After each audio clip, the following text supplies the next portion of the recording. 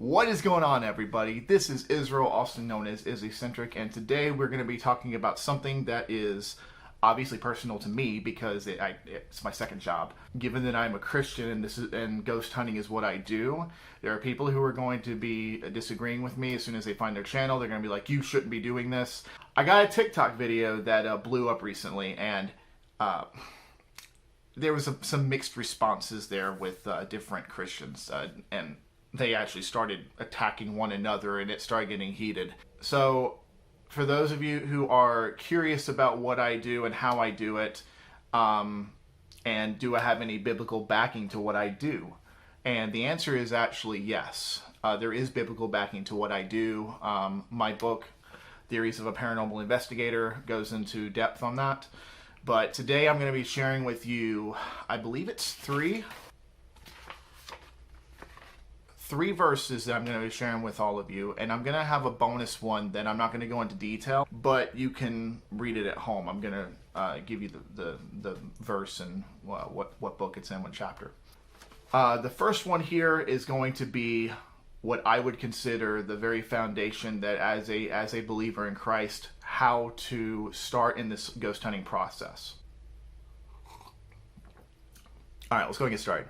This is 1 John chapter 4, verse 1. Dear friends, do not believe every spirit, but test the spirits to see whether they are from God, because many false prophets have gone out into the world. This is my foundation for a few reasons. One, when a spirit confronts you, or you end up confronting a spirit, it teaches you how to initiate the conversation. You basically get the spirit to confirm whether or not it considers Jesus being Lord. And I mean, that pretty much ends up being your answer. If it doesn't say anything, don't be alarmed by that, because sometimes spirits are just having trouble coming through the veil. Another reason why I use this verse is because there are people who will be like, "No, you never talk to spirits. It's a sin to even confront a spirit or to be around one." It's not true, okay? Then this verse proves that. You are allowed to talk to spirits. You're just not allowed to conjure. I don't go around using like a Ouija board, okay? Because that's a melting pot. You don't know what you're getting. And I'm going to make a video about that in particular because it's going to be a biblical analysis on how I believe hell meets earth and how those two intertwine. But essentially, I believe that ghosts, demons, and angels are all basically on the same plane of existence. Now, this next one is mainly for the skeptics that don't believe in ghosts. They say, or whoever, go away. The next one is for people who may not believe in ghosts. I'm not trying to like pin nobody. I'm not trying to prove anybody wrong. This is theory. It's how I interpret these verses and what I use to move forward. And I'm hoping that this stuff can be used for you as well. And this is Matthew 14, 26 through 27. So it starts off and it says, when the disciples saw him walking on the lake, they were terrified. "It's a ghost," they said, and cried out in fear. But then Jesus said, "Take courage, it is I, do not be afraid." The very fact that these disciples were trained by Jesus to cast out evil spirits, and when they mistaken Jesus for a ghost, that lets you know it was probably dark.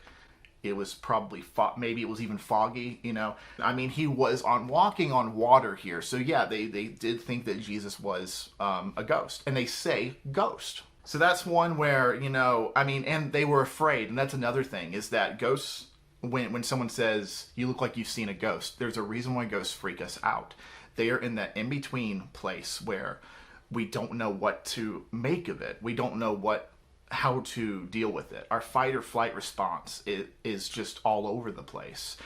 And it hit the disciples too. Not enough people bring this verse up in particular, but I'm hoping, once again, maybe it'll help you, maybe it won't. I hope it does. Hey.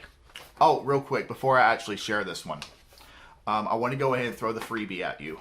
This is John 5:25 through 29. That one I would prefer for you to read on your own, mainly because I'm trying to actually move through these rather fast.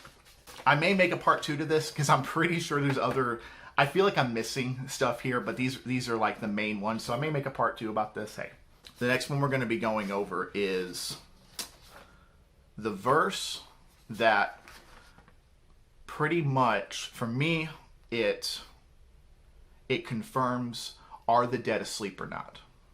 And the freebie I just gave you, that is one example. But the one I'm about to give you is one I actually want to say out loud. I want to recite this one. The dead, as the Bible refers to them, the ones who have died. Ghosts, in my opinion, of what they are. Disembodied humans. Are they asleep or are they awake? This one is 1 Peter chapter 3, verses 19 through 20. After being made alive, he, and that's Jesus, by the way, he went and made proclamation to the imprisoned spirits, to those who were disobedient long ago, when God waited patiently in the days of Noah, while the ark was being built. In it, only a few people, 8 in all, were saved through water. What does proclamation mean? It's another word for preach. I am going to do my best not to go through this now because I am a theologian at heart. This is what I do. But I'm not going to get into it in depth here. But yes, Jesus was preaching to those who were in Sheol. I see the comments already. These dead were disobedient. Disobedient meaning outside of the will of God.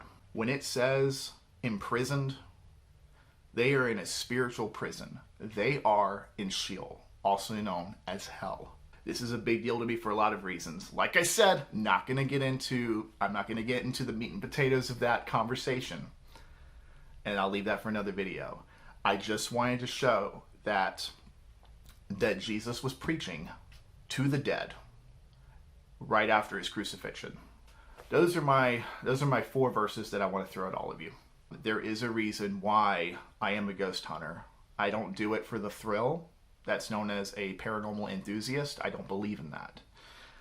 I do have to gain experience, however. So yeah, I'm going to be in abandoned locations. I mean, I have to build, I guess, what you would call a portfolio. I have to build that, yes. But my main goal here as a ghost hunter is to help alleviate spirits, or help alleviate people from spirits. Help get people away from these spirits. Get the spirits out if they're harming somebody, or if someone is just uncomfortable with the spirit being around them. And that's my main reason for what I'm doing. And I feel a very strong pull towards it. Call it a calling. I don't know what to call it. I know that I am, for a while, you could say I was obsessed with this. I would wake up every day and just Bible study on this stuff. With that being said, I hope these verses helped you out. Well, I guess I'm going to end the video here. So, this is Izzycentric signing off. Please don't argue. But you all take care and have a great day.